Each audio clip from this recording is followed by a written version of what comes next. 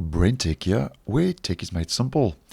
So the stable release of the Edge web browser has received an update, and as many of you may know, the stable version of Edge was bumped up to version 111 earlier this week, and now just 2 days later, on the 15th of March, which was late yesterday in my region, version 111 has received its first point release, bumping the version and build up to 111.0.166.1.43. So we've been bumped up from 0.41 to 0.43.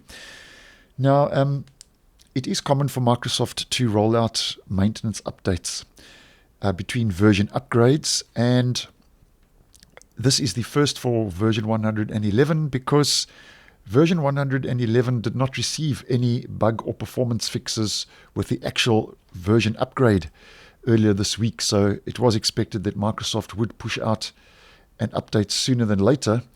And I think version 110, the previous version, had about 6 or 7 point releases, which is quite excessive. So obviously with version 110, there were a couple of issues in the browser.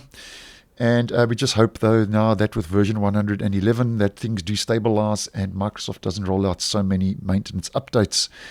Now, all the release notes are telling us once again is Microsoft has fixed various bugs and performance issues, which will progressively roll out over 1 or more days. So if you're not seeing the update, just be patient, as I'm sure you will get it sooner than later.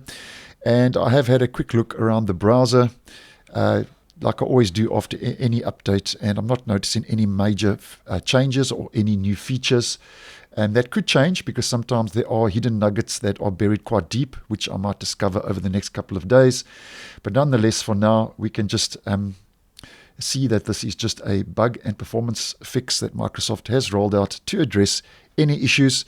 So if you have experienced any problems in the browser since upgrading to version 111, any performance problems, stability, lagging, or anything of that nature, just double check your browser's up to date 111.166.1.43, which could possibly address those issues. So thanks for watching, and I will see you in the next one.